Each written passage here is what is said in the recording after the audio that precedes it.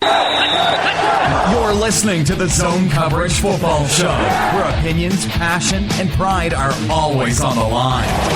Live from Tees Towers, here's your host, Mark Tees.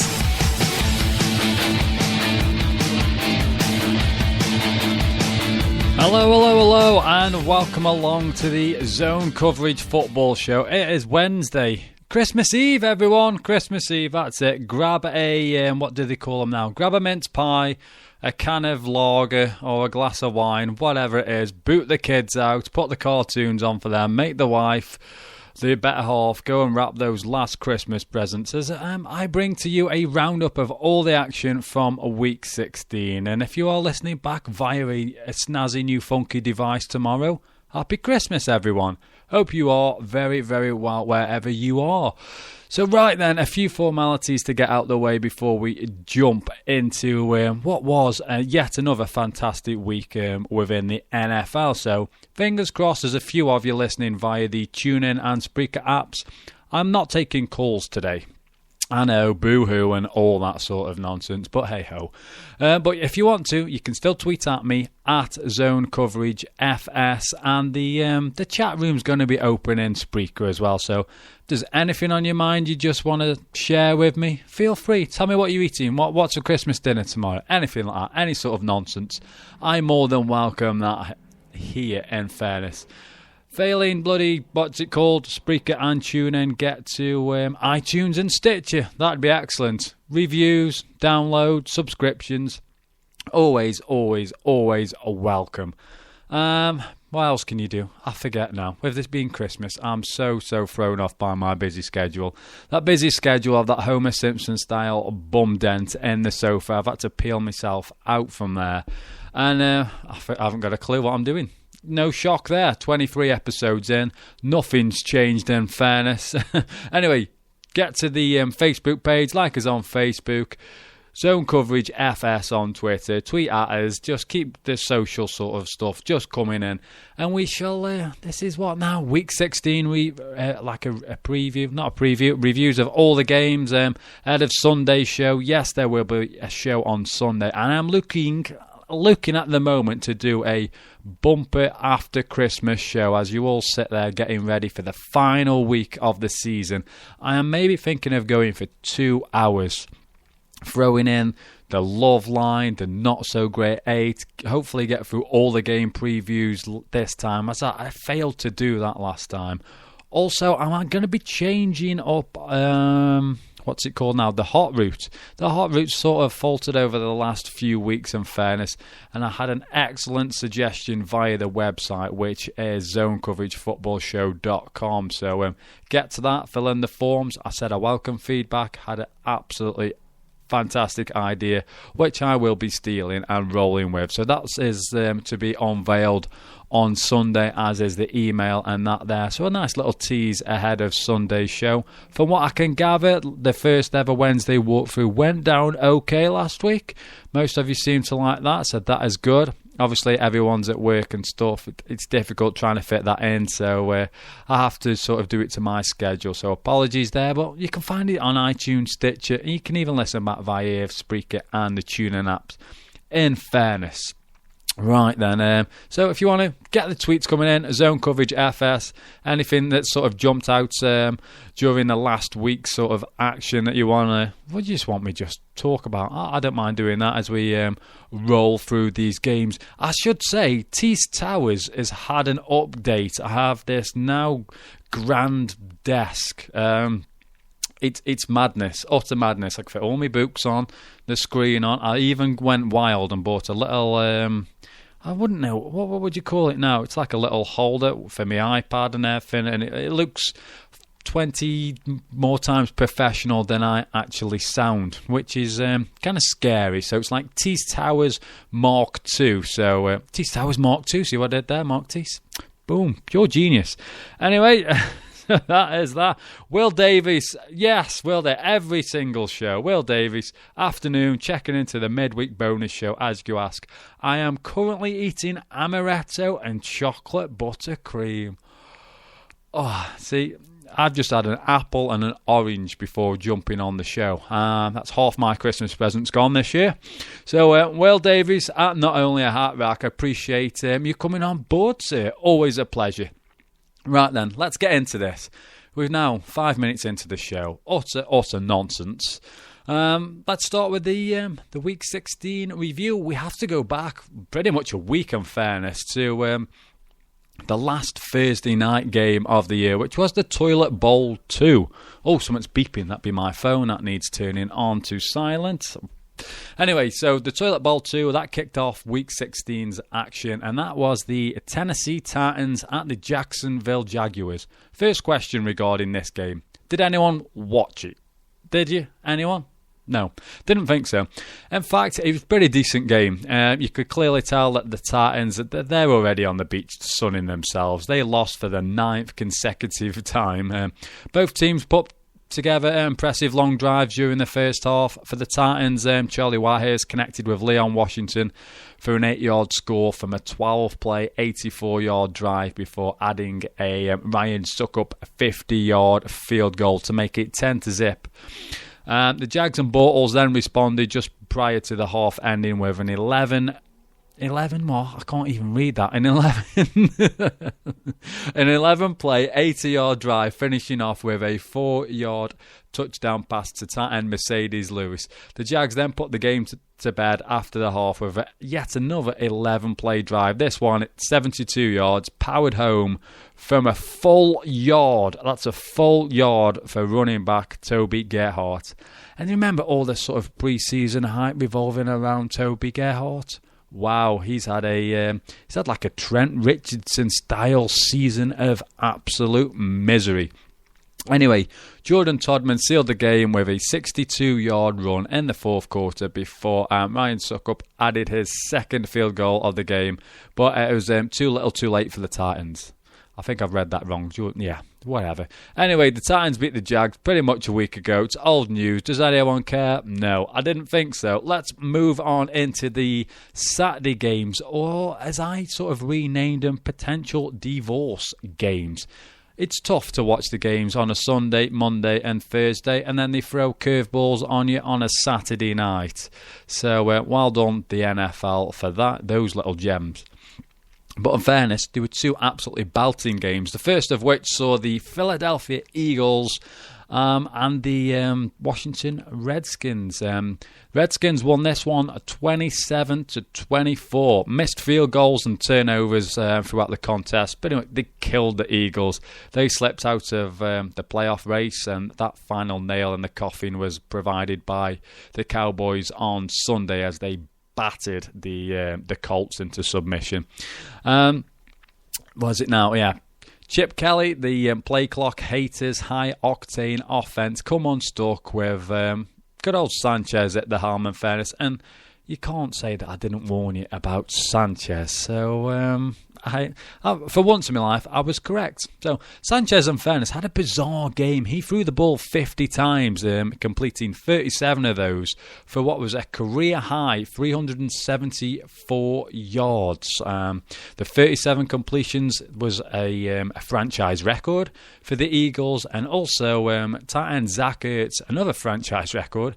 15 catches. He amassed 115 yards on the evening. RG3, give Redskins fans and Jay Gruden that little bit of hope that maybe it's all the talk of sort of like RG3's done, time to move on. That can be put to one side at the moment. He showed, for me, like he made reads and he looked far more comfortable than what we've seen. Yeah, he's still a little scared to go outside the pocket and make those runs. He's very, very hesitant. He's still... It's just, you just want him to take off. You think, go, and he hesitates, and then he won't. And getting to the edge, it just seems slower than he was. But in fairness, overall picture, it wasn't a fantastic game from RG3, but he made some nice throws, a couple of absolutely fantastic deep balls to, and it was one beautiful pass to Deshaun Jackson. He only had 4 catches on the night, but he what did he do now? 126 yards to Sean Jackson, so he came back to haunt the Eagles. The Eagles did rally in the fourth quarter, but 2 missed field goals by Cody Parker proved to be crucial as the Redskins held on. I think Sanchez threw a pick late on in this game. It was a decent game, in fairness. It was a really, really good game. Redskins won that one, 27-24. RG3, faithful, hopefuls. There's light at the end of the tunnel there. Maybe a good off-season, some coaching, and Jay Gruden can sort of get into his head a little more. And you never, ever know. They might be able to turn it round. As for the Eagles, does Chip Kelly want to rethink this high-octane offense? Yes, it does catch teams on the heels, on the back foot, but I think it's killing him at the end. It's done and dusted. I think you need to slow that down, leaving 20 seconds on the play clock. You're just giving the opposition way, way, way too much time, and you're just killing your defense. So as the season's gone on, I know injuries and stuff, and this play of the special teams, that's sort of not happened. They've been so fortuitous for them throughout the course of the season. The Eagles have sort of fell flat on the face, and in fairness, what did they do at quarterback? They're not sold on Sanchez and they're not sold on Foles, so it's going to be very, very interesting to see what happens with this Eagles team going forward. In then to the next game on Saturday. This was like 1:30 in the morning, Jobby, but this was an absolute belter. I saw the score, saw the headlines. I went back on, I think I watched this one back on Monday, I do believe. My computer is having a fit, which is not good. Apologies if the sound is jumping up and down. I had a red light flash up, so fingers crossed we should be good. Anyway, hopefully the sound has come back. Just checking in on Twitter while I sort of press a few buttons here. Our regular now is as regular as is Will Davies. Robert at RobertW_97. I'll be eternally grateful if you miss out the Saints-Falcons game from the show. Appreciate the tweet, Robert, and welcome aboard again, sir. I'll see what I can do, but I can't make any promises in fairness. Promises. Yeah, that's right. Anyway, I was on about the Chargers 49ers game. I saw the result, went back and watched it on Monday. For me, I usually moan about high-scoring shootouts, but this really wasn't like that. I have to say, for me, it was by far the best game of Week 16. Phillip Rivers threw 3 interceptions. Colin Kaepernick rushed for 151 yards. Frank Gore rushed for 158 yards. The 49ers were 21 points to the good at the half, but lost. It's utter madness. Down 28-7, Phillip Rivers rose to the occasion despite all the interceptions. He finished the game with figures of 33 passes completed out of 54 attempts for 356 yards, 4 touchdowns and 3 interceptions. The Chargers scored 28 points after the half, but the fourth quarter had all the drama that you could imagine. Needing a touchdown to send the game to overtime in the final 2 minutes, it was a bizarre drive within the final 2 minutes. Rivers got absolutely pummeled from behind. He fumbled the ball. One of the linemen fell on it. The Chargers kept hold of the ball. And then Malcolm Floyd makes an incredible diving catch. All this despite that Anton Bethea was covering him pretty much like a blanket. On a fourth and six, that kept the drive alive. More drama then ensued as Rivers rifles one into Floyd to tie things up 35 each. But wait, the 49ers, they've still got time to go and win this. They move the chains, and then Phil Dawson lines up a 60-yarder. Doesn't quite have the leg to make that. And then you enter overtime and you're thinking, can anything top that? But it does. It was an absolute mad game. Was it Quentin Patton? He's got the ball on an end around, falls over. I think he actually gets tripped. The ball comes out. Chargers get the ball back. Donald Brown, they just keep handing the ball to Brown. He smashes the ball down the throat to the 49ers. Play after play after play. They chip away, get first down after first down. Just totally demoralising for the 49ers. Eventually, they set up what would be a Nick Novak 40-yard field goal, which won the game. It was awesome. If you've got spare time, you've got a few days off over Christmas, go back and watch it on your Game Pass. Just go watch that Chargers 49ers game. Fantastic game. Loved it. I felt sorry for 49ers. Kaepernick, who's been struggling of late, he looked better than he had been doing, taking off as well, using his legs as he had been the previous couple of years. Rivers, when it mattered, stood up. The 3 picks aside, bad throws and fairness, but when it came to the crunch time, Rivers delivered. So the Chargers sort of move on. 49ers, I can't remember what. I think they've lost about 4 or 5 on the bounce now, if memory serves me correct. I maybe should have wrote that down. But anyway, if you've got spare time, you're sick of the family tomorrow, just go sneak off in the spare room and watch that game. Fantastic game of football. It had it all. Even if you just watch the final 2 minutes or from half-time onwards, it was madness. Anyway, moving on then into the Sunday games. The Patriots defeated my miserable Jets 17-6, but as anticipated, in fairness, the Jets put up a good fight. They always have decent games, regardless of records. Pats and Jets, always a good contest. It's going to be Rex Ryan's last home game as head coach of the Jets. The defense, in fairness, it was all over Brady throughout the first half. And to be fair, both of their defenses played really, really well. Both quarterbacks struggled. Neither team could really, really move the chains. Gronkowski got the scoring underway, but that wasn't until the second quarter. And then the Jets responded with a 12-play, 87-yard drive, sealed with a 20-yard pass to tight end Jeff Cumberland. That tied things up at 7 apiece. More defensive struggles ensued, but the Jets hit the half 10-7 to the good, thanks to a 26-yard field goal by Nick Folk. All that come on the back of a 10-play, 54-yard drive. The Jets had then added another Folk field goal from 23 yards after the half before the Pats. They decided, best get our rear ends in gear. They marched then 81 yards and added a Gostowski 24-yard field goal to bring them within 3. Jonas Gray, remember him? He set his alarm clock. Bill Belichick now loves him. He added a touchdown to put the Pats 17-16 up. The Jets failed to snatch victory from the Pats once again as they had to settle for field goals. All in all, it was a competitive game between 2 division rivals. The Jets missed the playoffs for the 4th consecutive year now. And the Pats clinch a bye during the first week of the playoffs. They wrapped up the East last weekend. I think that was the 6th time on the bounce. Something ridiculous. The Patriots' dominance continues. Maybe hope for a team that can take like a page out of the Jets' book going forward. Brady did look hassled and that, but as it is with the good teams, they sort of figure a way out to win, even when they're not firing on all cylinders. So Pats with home field advantage. Belichick and Brady, I think they've only lost about 4 or 5 games in Foxborough, so that's a big, big ask for anyone going into there. So, but we'll see how it goes. As for the Jets, a miserable season.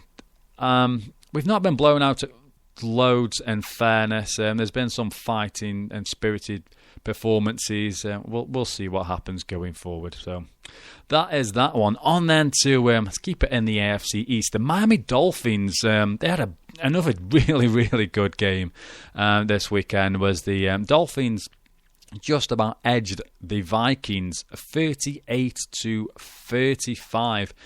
In fairness, this one just a regular game through the first 3 quarters. The Vikings were leading 17-14 thanks to touchdowns from running back Matt Asiata and wide receiver Greg Jennings.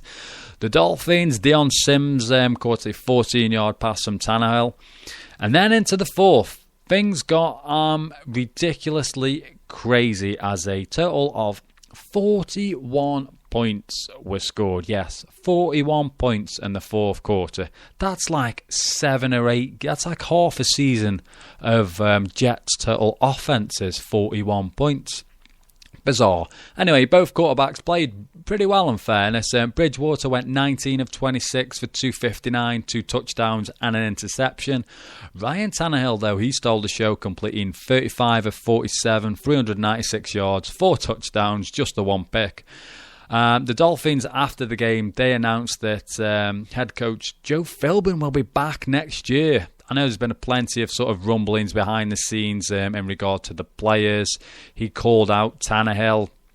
Well, he didn't call him out, did he? He wasn't willing to say who his starter was for that game in London.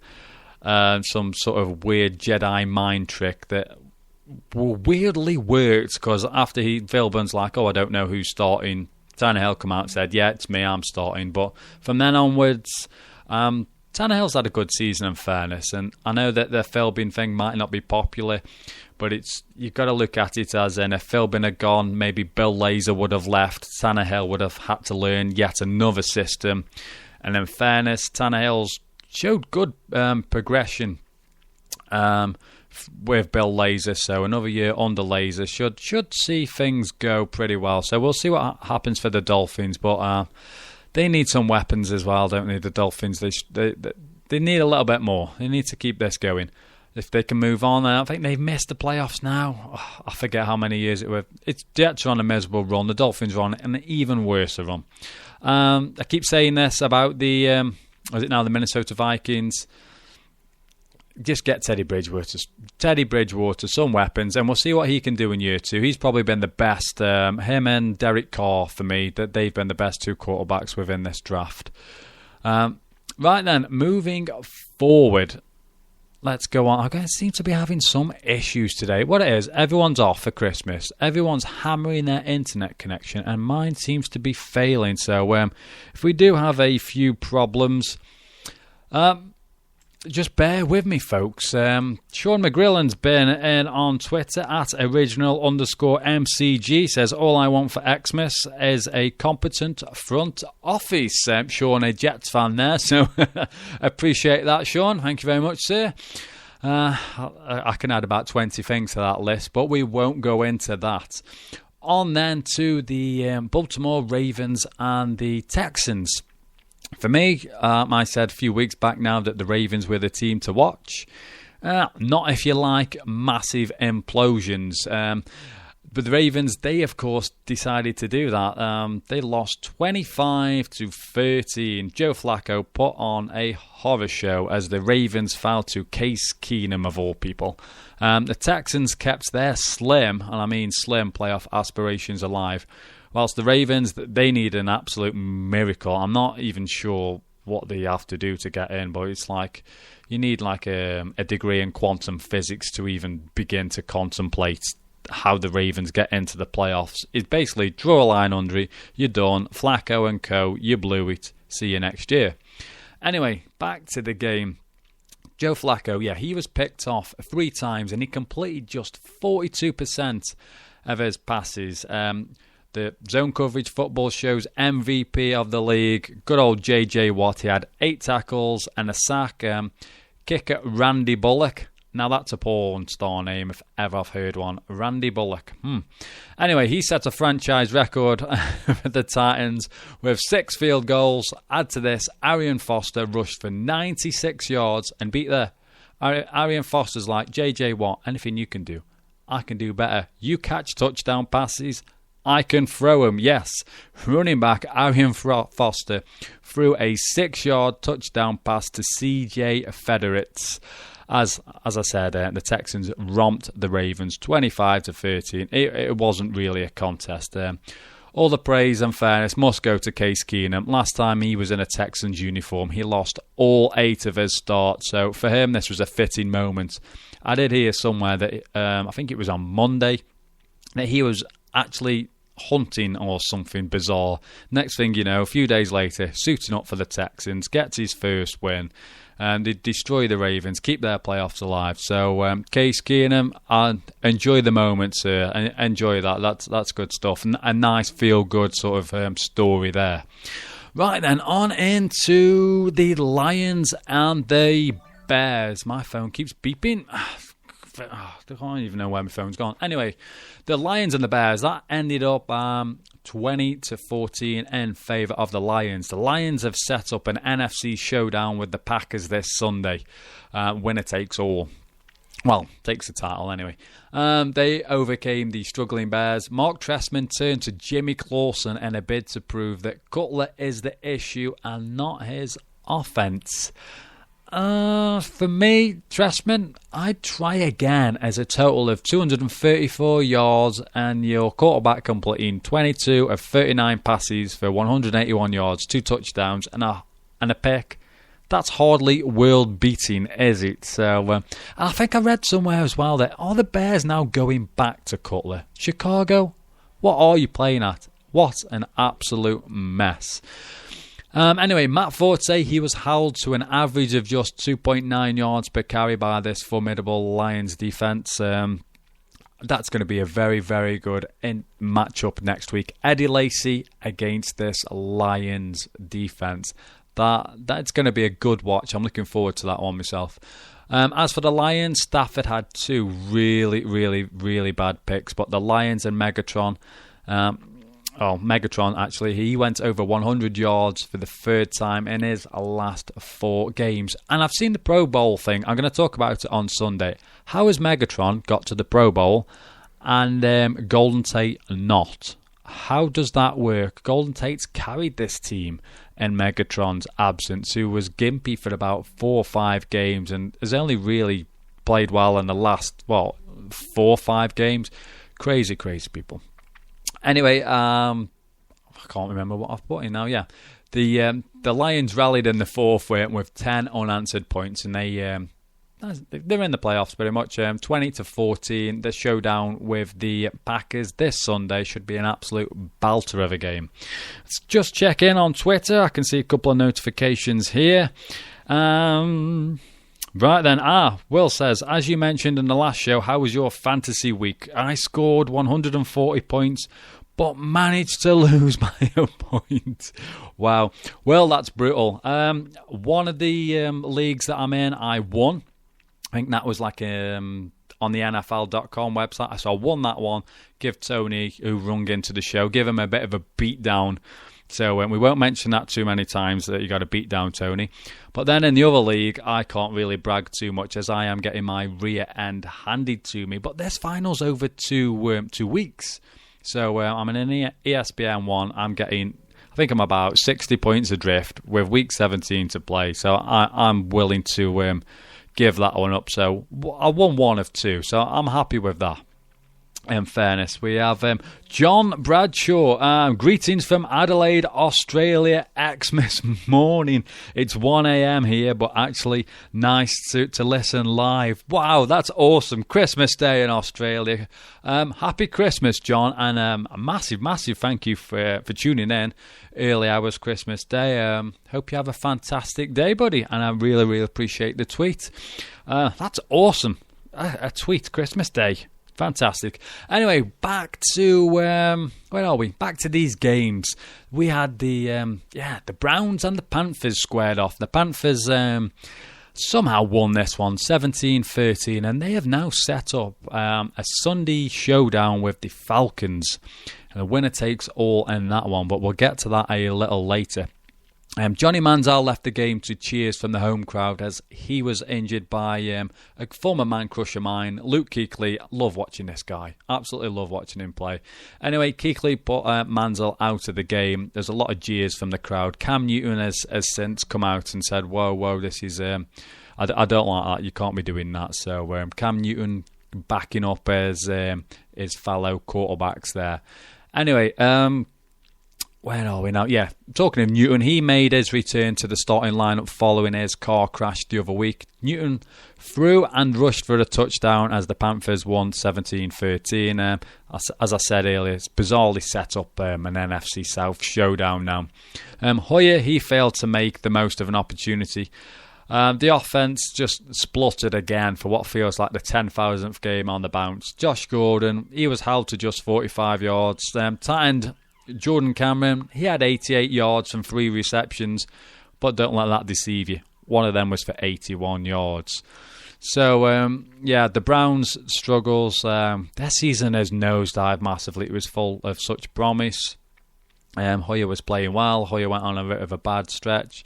Johnny Manziel's come in, and that's got to be 2 of the most disappointing games I've seen from a quarterback. Obviously, one affected via injury and stuff, but I feel for Browns fans. They sort of carrot of hope was dangled in front of them. As for the Panthers, I'm sure that they've lost 7 or 8 games on the bounce during the season, and the fact that they get to go into Week 17 with a shot at the division title is phenomenal, and that should be an interesting game. On then to, I know, Robert, you might want to tune out for a couple of seconds here, but the Saints, yes, the poor New Orleans Saints there, they lost 30-14 to the Falcons. The Falcons whitewashed the Saints, and in doing so, not only handed the Saints their 5th home defeat on the bounce, but eliminated them from the playoff race. The Saints, they will argue that Jimmy Graham touchdown was ruled out for a fumble. And for me, I've seen the replays and stuff. I thought that he'd broke the plane, and I don't get how they didn't overturn that. It was a bizarre one for me. I definitely thought he'd broke the plane. If you've not seen this, sort of Jimmy Graham's pretty much stood there. Looks like the ball's going over breaking the plane. He's got 2 Falcons defenders round him. They sort of ripped the ball from him, and it's ruled. I can't remember, did they rule it as a fumble or something like that? But it looked like he'd already crossed that plane, and that just broke the backs of the Saints, in fairness. The defense for once, that played relatively okay, but the Saints offense, that it killed them this game. Absolutely killed them. As I put in my notes, that was for me one of the turning points. The Saints got what they deserved, in fairness, and they just couldn't get anything going. It was another miserable day. In the 4th quarter, they committed 3 turnovers, more in a desperation attempt to win.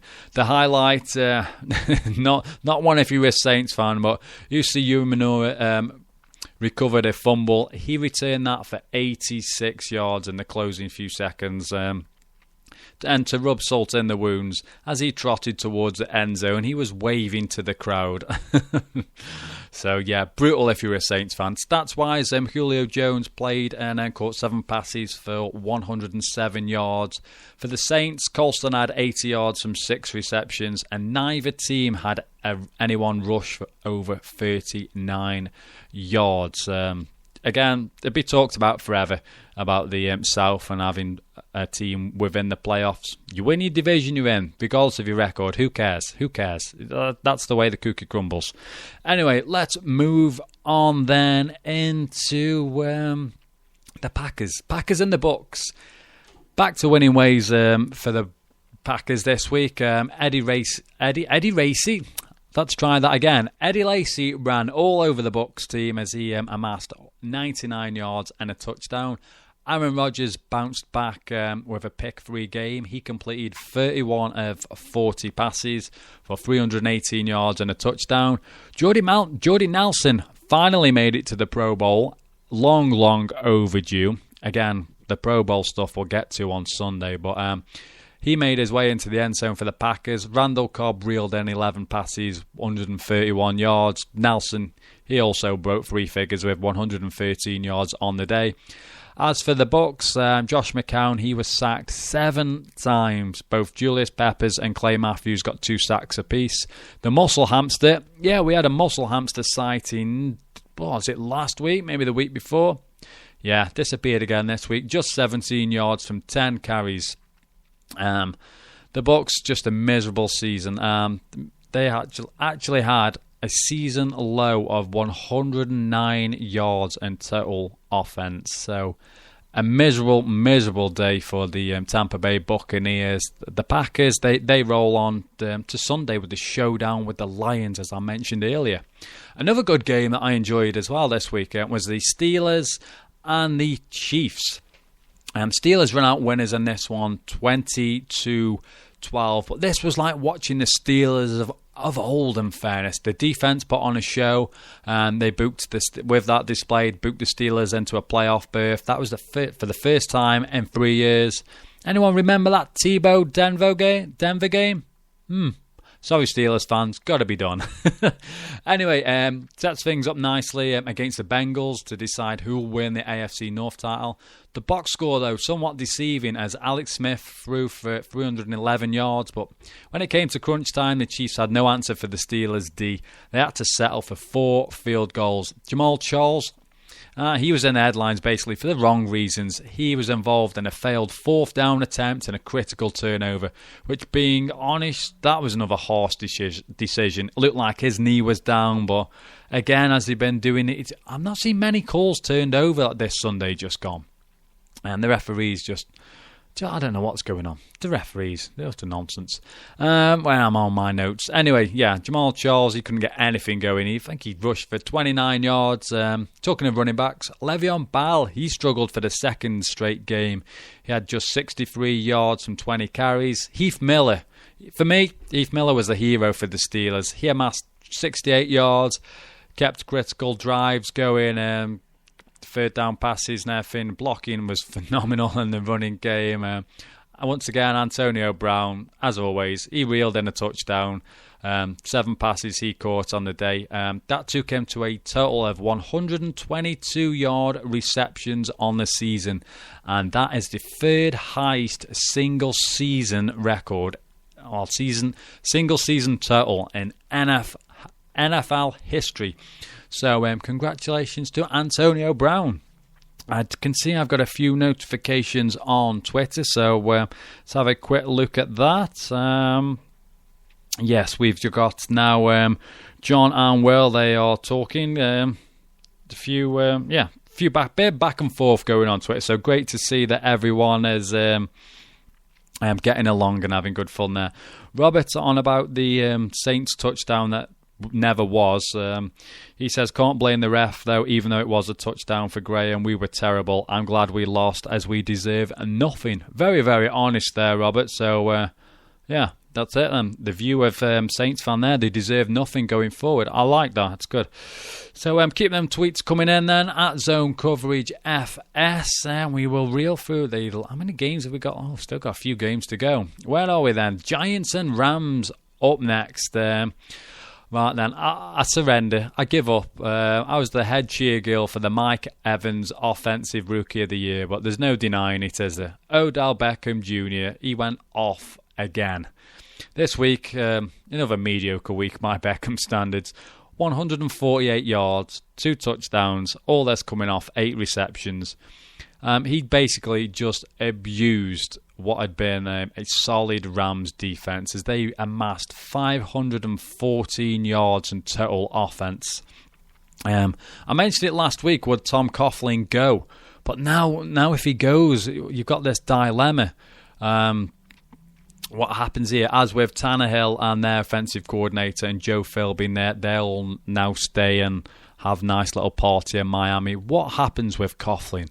Because we've got Ben McAdoo here as well. Eli Manning, he had a shaky start to the season, but he's looked good, playing some good football of late. On the day, he was 25 of 32, 391 yards, 3 touchdowns. So what happens? Does Coughlin stay now? Would you keep him one more year? Ben McAdoo offense, keep that going, keep some continuity there?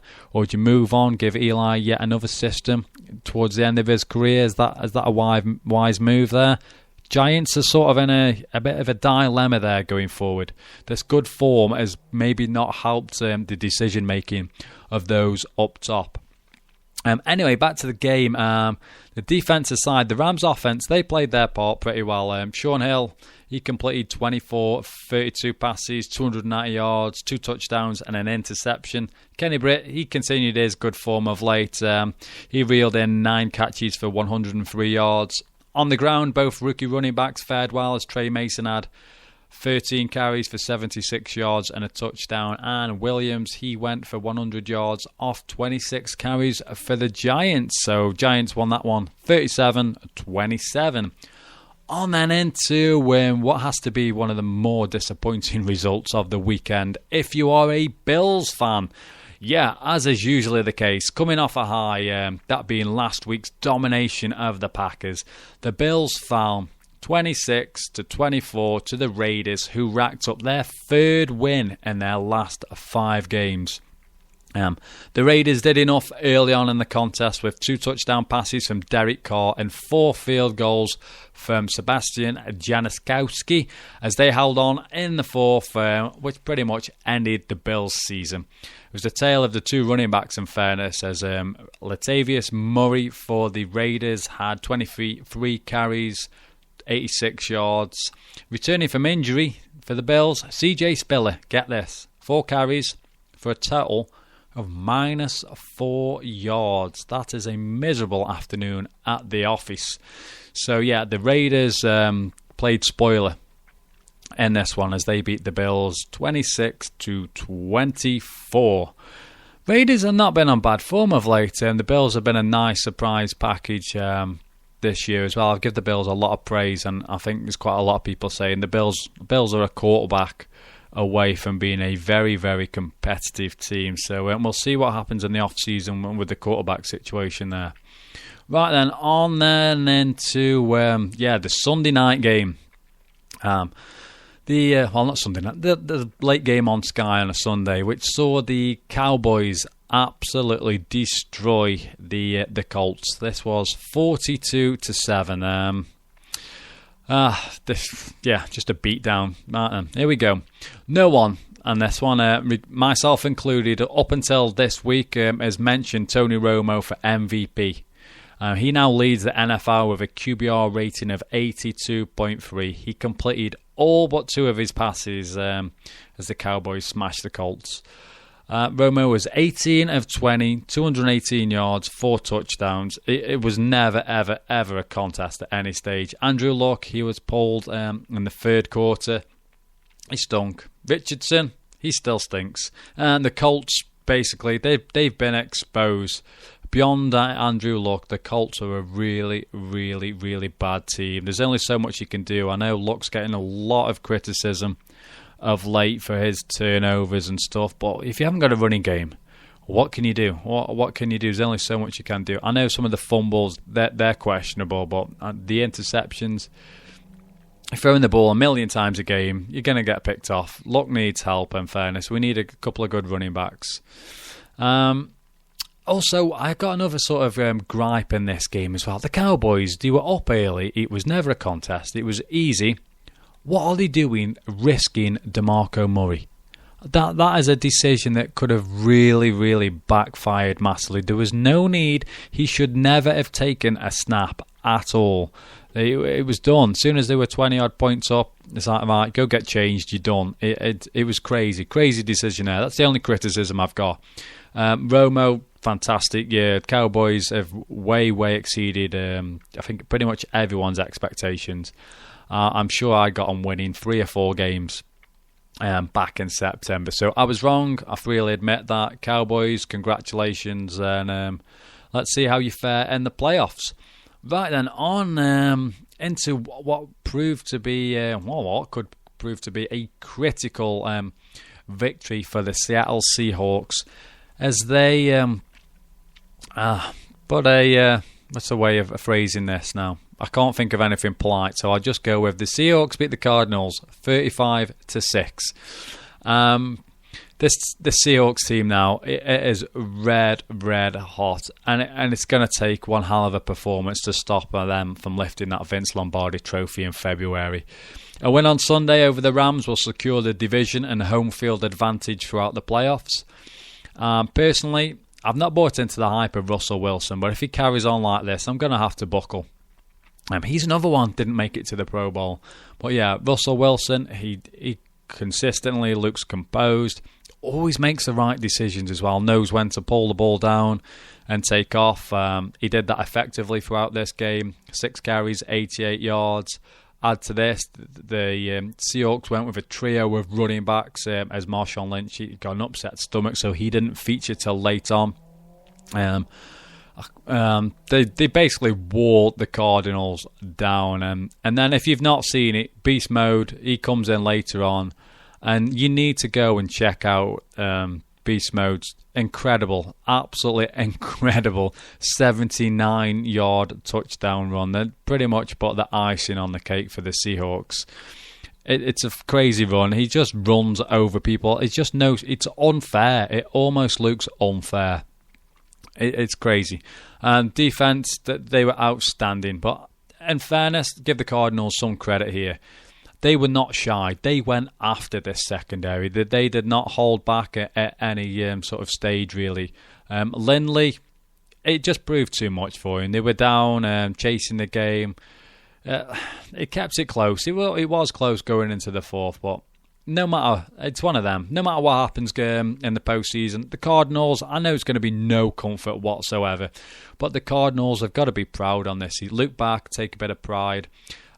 And maybe they're going to look back and say, well, this was an opportunity missed. What could have been if their defense had stayed healthy and the quarterbacks, in fairness. So, all in all, a dominant win, and whoever's got to face Seattle, you're going to need to bring your Super Bowl game. I can't see anyone stopping them. I really, really can't. They look absolutely phenomenal. It's frightening. It's really, really. So that was a Seahawks winning there 35-6 against the Cardinals. Feel for the Cards fans who had a great season. It's just unfortunate that this is the way things have just turned out for you. Not good at all, in fairness. That was your late game on the Sunday, which brings me up to my last game, which was the Bengals and the Broncos. But before we do that, we've got about 14 minutes left of the show. I'm never going to talk for 14 minutes about the Bengals and the Broncos. So let's check in on Twitter. Romo should be MVP, John Bradshaw says. Team has struggled without him. So where are we now? Hopefully, yeah. So that's up to date with Twitter there. So appreciate the tweets, guys. I've got one more. Come on, my thing's not updating. Oh dear. All right, don't worry about that. Anyway, let's get to this last game. What did I say now? Bengals and Broncos. And this didn't go as the way I thought it would go. The Bengals, and by the Bengals I mean Andy Dalton, won in prime time.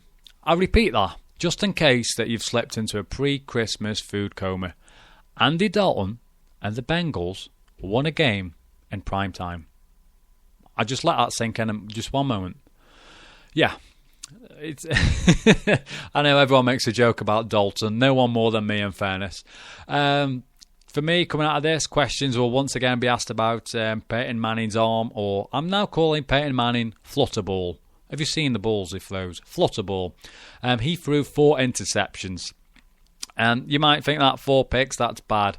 One of them, Eamon Thomas, got mixed up on the route. The other one was an exceptional play where the ball was ripped out of the arms, sort of wrestled to the ground, ruled in favour of the Broncos. So 4 sort of picks sounds worse than it was, but the Broncos, they couldn't get going. Could not get going. This Bengals defence was absolutely outstanding throughout this first half. The amount of times that they were catching C.J. Anderson in the backfield for a loss behind the line of scrimmage. They were phenomenal. They were penetrating through. They were just making tackles for loss. They were phenomenal. It was one of the best performances I've seen from this Bengals defense through the first half. They hit the break. They were 20-7 to the good. The Broncos' only points, they came off a Red Sanchez pick 6. My Red Sanchez, I mean Andy Dalton, if you are new to the show. Very next play, Jeremy Hill ripped off an 85-yard touchdown run. He actually finished with 147 yards. And I went back and had a look at Jeremy Hill. Stats for the season, interesting one here. Whenever the Bengals have given Hill 20 touches or more, every time has gone over 100 yards. So that's maybe something to keep an eye on going forward. Manning and the Broncos, they rallied in the third quarter. They scored 21 points. Emmanuel Sanders caught 2 touchdown passes. Demaryius Thomas, he had 115 yards on the day.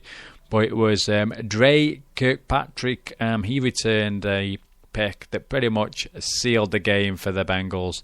The Broncos miss out on the number 1 seed, and the Bengals and Steelers, they face each other then this Sunday to decide who wins the North.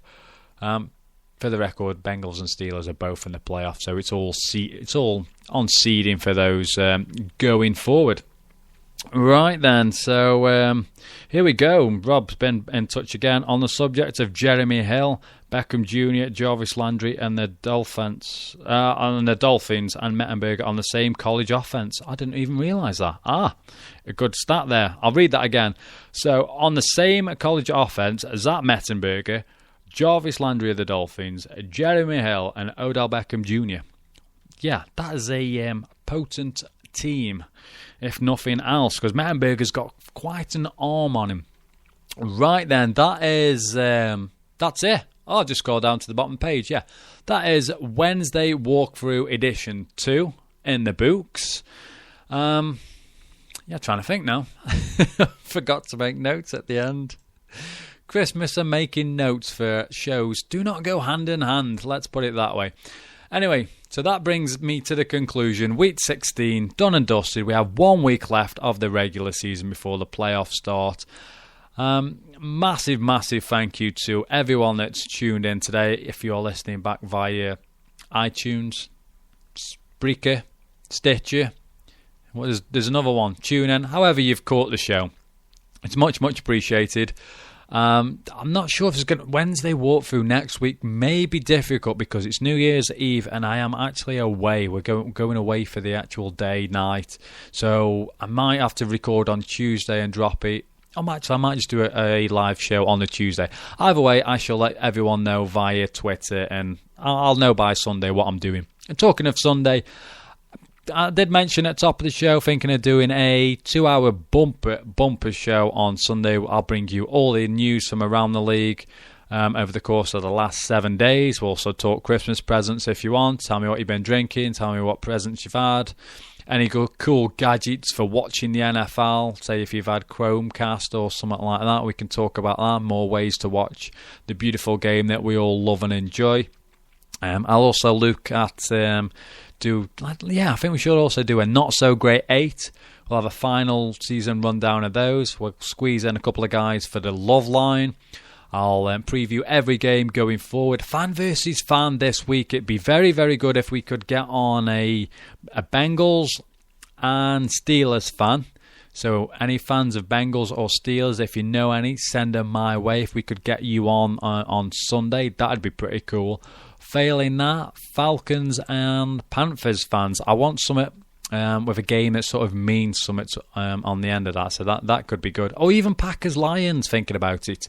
We'll figure it out as we go, so just a rallying call to anyone and everyone that wants to come on the show in regards to the fan versus fan. I'm sure there was something else I've got lined up for Sunday as well. Fantasy 5 at 5 will be back. But it'd be back with maybe a twist because obviously there's no fantasy news. Maybe we can have a look at, maybe do some keeper news. That could be a good idea. If you want a keeper league going into next year, who would you keep and why? I'll have a word with Simon about that, see what we can come up with there. We shall get Tom from Huddle Magazine on as well with any last minute news ahead of the Sunday fixtures. That pretty much wraps things up. Not quite going an hour here. I've managed to reel those off relatively quickly, which is... surprising, to say the very least.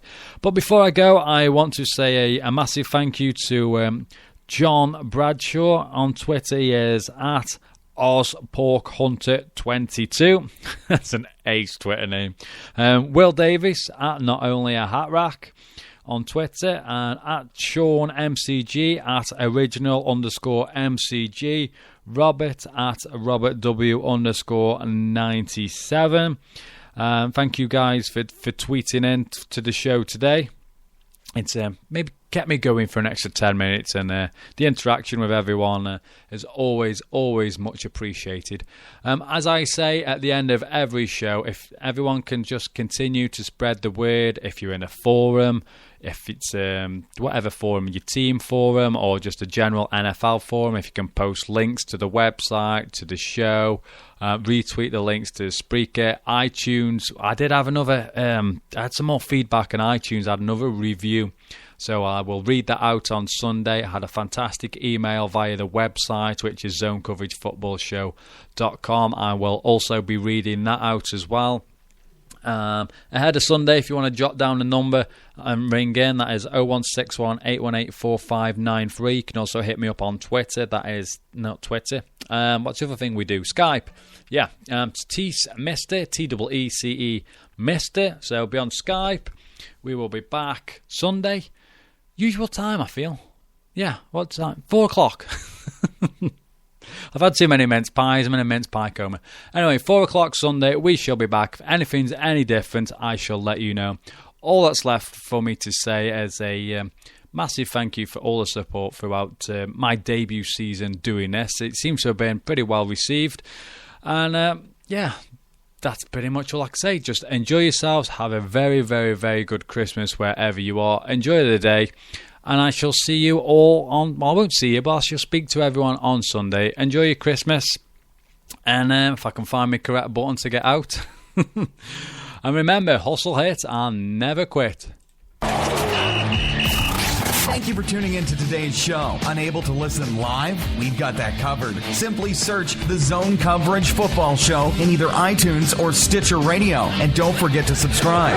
All our shows and details on how to call into the show can be found on the website www.zonecoveragefootballshow.com.